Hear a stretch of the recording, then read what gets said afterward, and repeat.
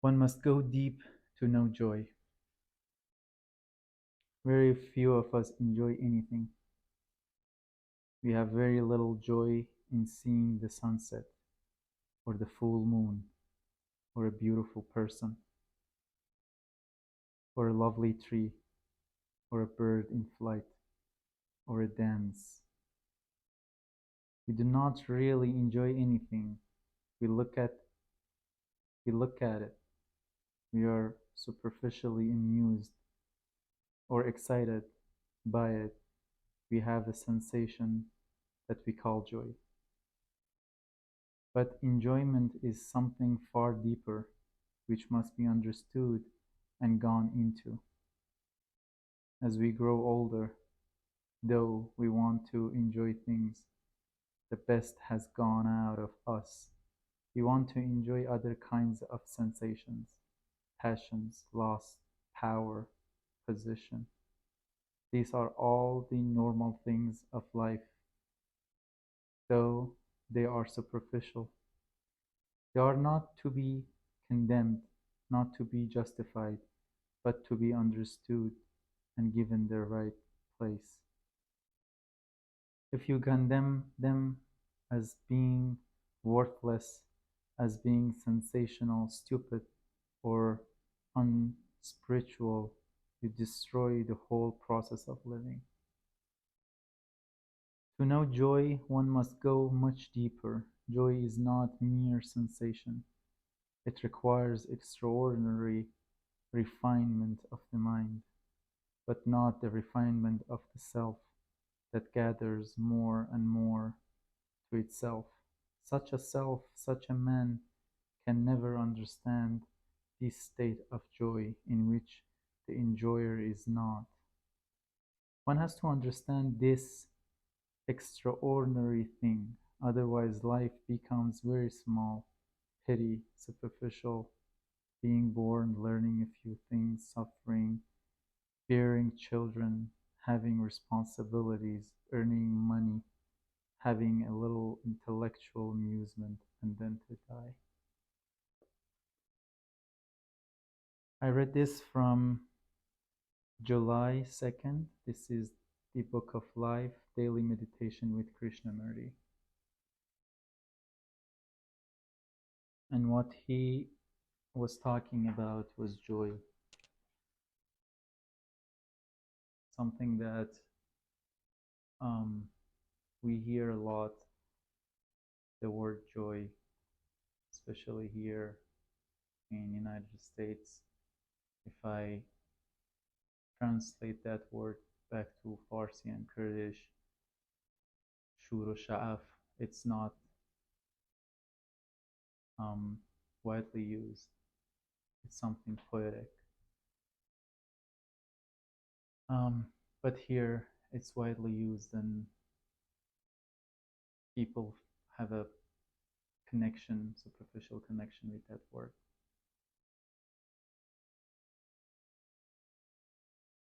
I am not trying to define something here, saying what is joy, what joy should be and should not be. It's not something that I feel, but what is joy to me, in a sense that I'm not using the word or trying to communicate it, but observe it and watch it.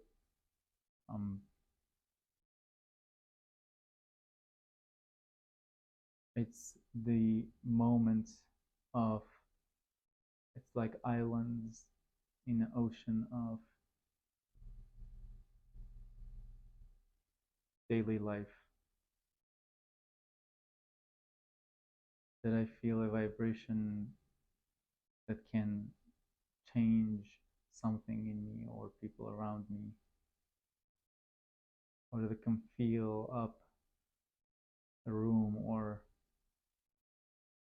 come when you're really honest and innocent, in a sense of having a open heart to listen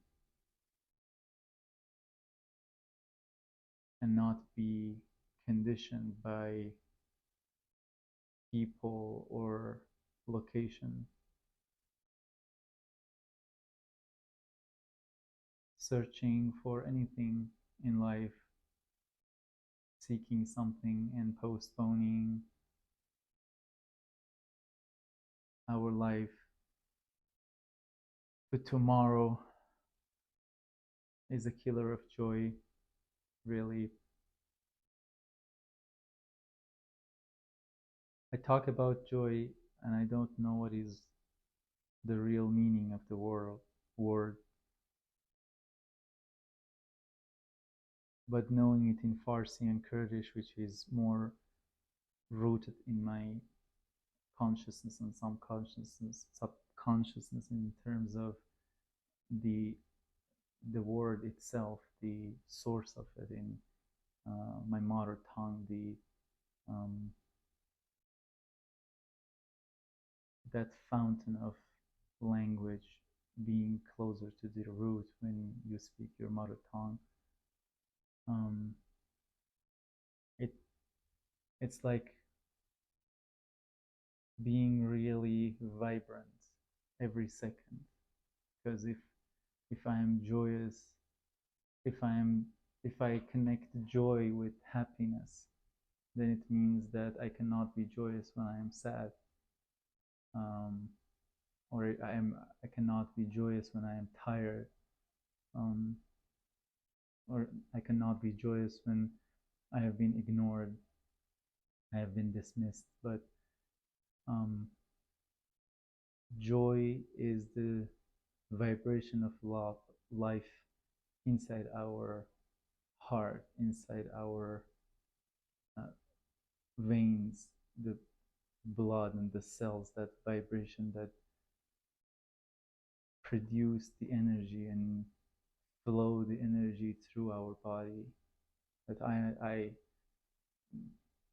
am illiterate in terms of all the knowledge behind body and nervous system and Asiatic part and Western academic knowledge, but as a human being, if it is about me, about my heart, about my existence, um, I really don't need to go and study first and then come and talk. Of course, this is the first time that I talk for myself, and I may actually share it um, for other human beings to listen. But um, joy cannot be hoped, cannot be postponed. Joy is the second by second of breathing and breathe out, and a small understanding of walking on this planet, or the gravity linearly going up from the from your toes and from your heels up to the top of your head, keeping you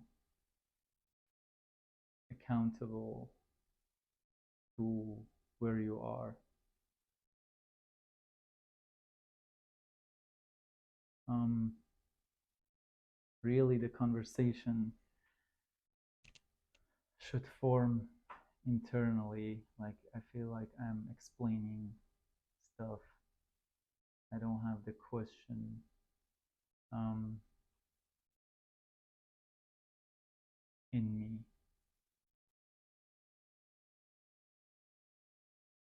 The question cannot be what is joy,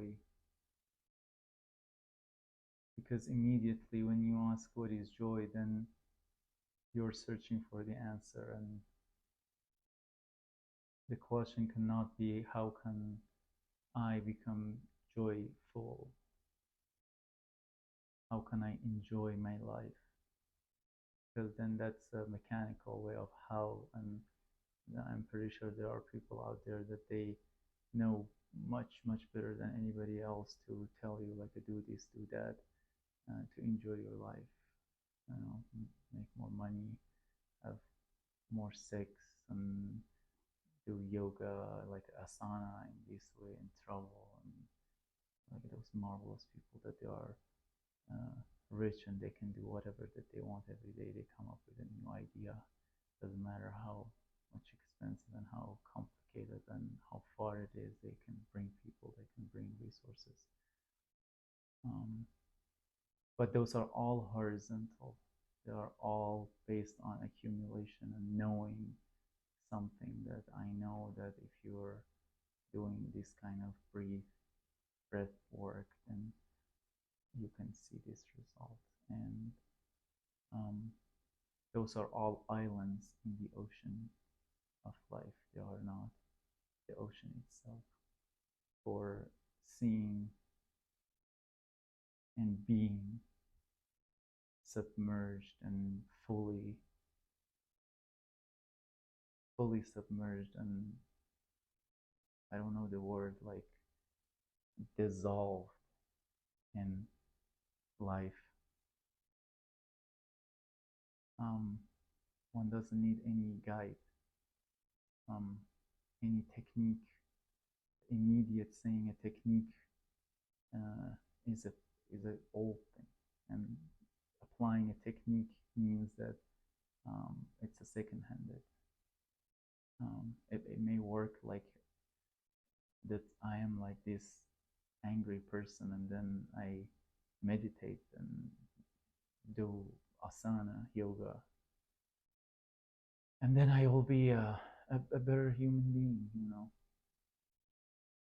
Um, more responsible in the terms that you respond correctly and accurately and at the right time to um, the world around you, like as in terms of your job, your partners, your children, your family, friends, and car, house.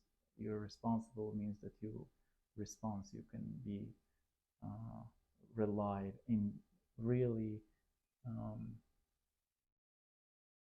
really limited and narrow sense, but joy and being joyful is not a responsibility.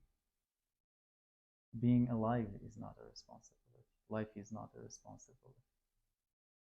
Yes, responsibility in the terms that you should not harm anyone and anything, animals included and yourself included, uh, because life is not your property for you to uh, start or end. And your children, as Khalil Gibran said, it's not they are not your children. They are children of life.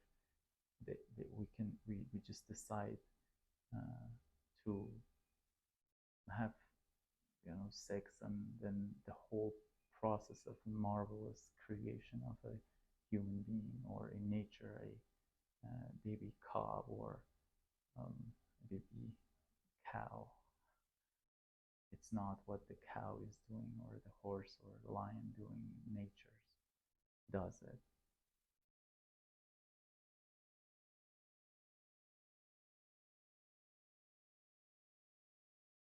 Being,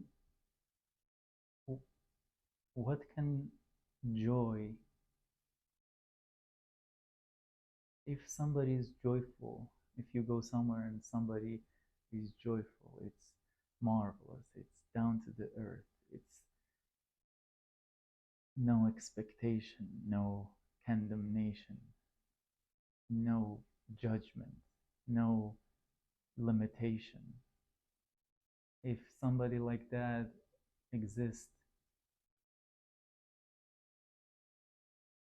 in somewhere, do people sense it? Because no, because no. Do, is it something which can be sensed. Just consider if somebody like X, Mrs. X, is joyful, like deeply in her life, then does Mr. Y feel that vibration of joy?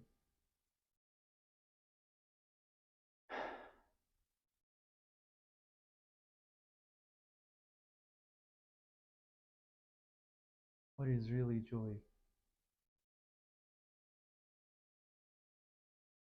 You can give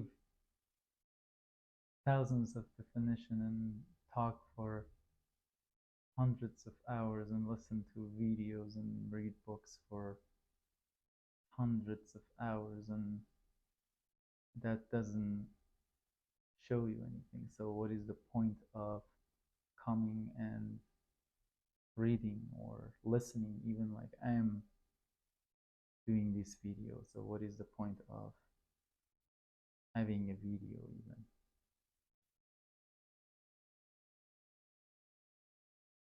I think I finish this video with having the question implanted, or this inquiry being presented to my heart.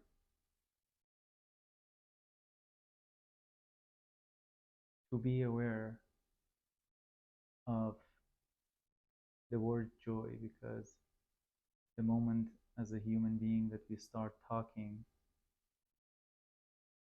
we need to use words, and if we don't understand the meaning and what we tend to communicate through that particular word, then confusion